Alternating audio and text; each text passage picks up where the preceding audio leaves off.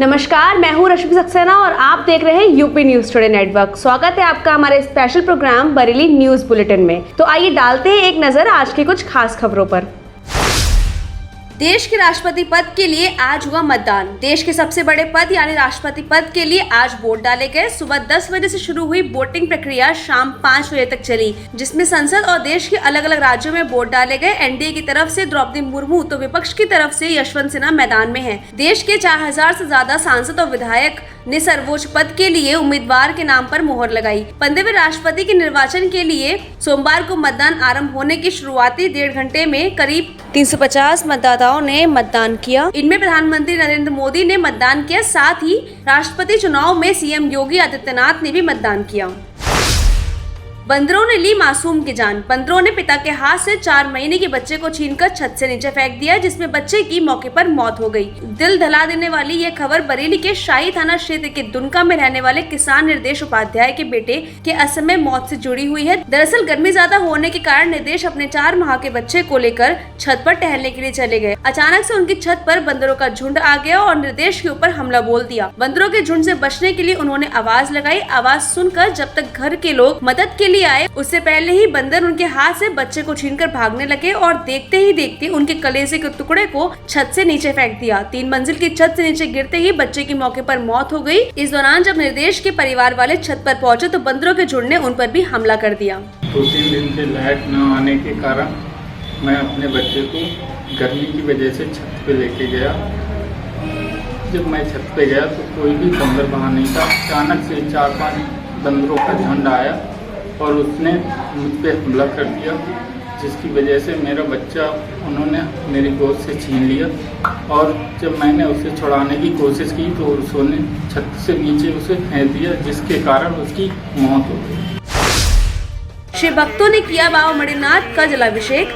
नाथ नगरी बरेली जिला अभिषेक समिति द्वारा सावन माह में बरेली के सातों नाथ मंदिर में सैकड़ों की संख्या में भक्त भगवान शिव की शोभा यात्रा निकालकर प्रत्येक सोमवार को भगवान का जलाभिषेक करते हैं। इसी क्रम में सावन के पहले सोमवार को जलाभिषेक समिति ने भगवान भोले की विशाल शोभा यात्रा निकालकर बाबा मणिनाथ का जलाभिषेक किया। सैकड़ों की संख्या में गंगा जल लिए ढोल नगाड़ों के साथ समिति के लोग अपनी अपनी मोटरसाइकिलों पर सवार थे। यात्रा श्यामगंज से शुरू होकर सिविल लाइंस हनुमान मंदिर होते हुए मणिनाथ इलाके में स्थित बाबा मणिनाथ धाम पहुंची, जहां भक्तों ने बाबा की पूजा अर्चना कर बाबा का जलाभिषेक किया। सावन मास के पहले सोमवार में भक्तों ने किया बाबा भोलेनाथ का जलाभिषेक।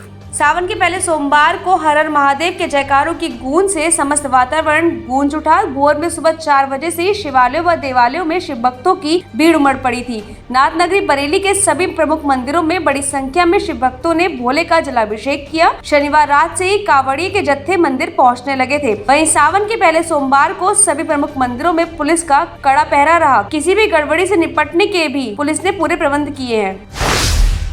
बरेली में शुरू हुई तीज महोत्सव की धूम।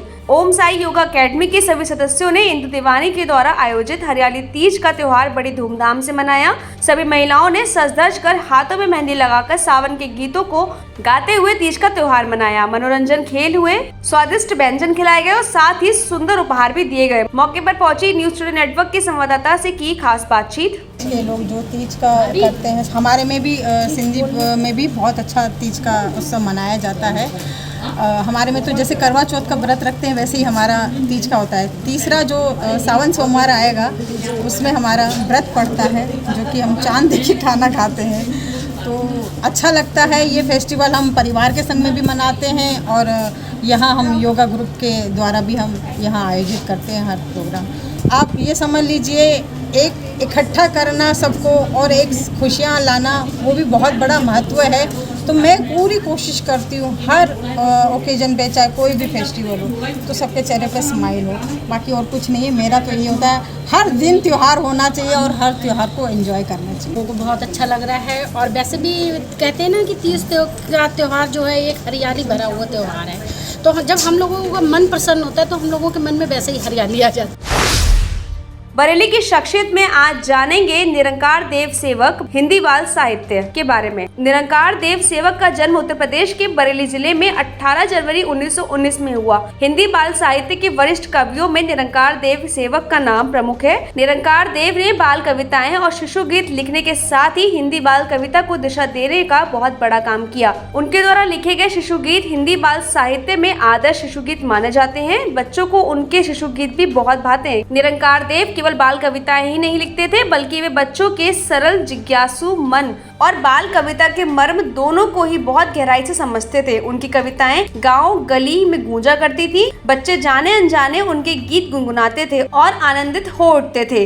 फिल्म अभिनेता अमिताभ बच्चन के पिता हरिवंश राय बच्चन सेवक के करीबी मित्र थे। आज भी उनके पुत्र वधू पूनम सेवक सिविल लाइंस रोड स्थित उनके जन्म स्थली में सेवक जी की यादों को संजोए हुए अपना जीवन बिता रही हैं। बरेली की खबरों से जुड़े रहने के लिए देखते रहिए यूपी न्यूज़ टुडे नेटवर्क।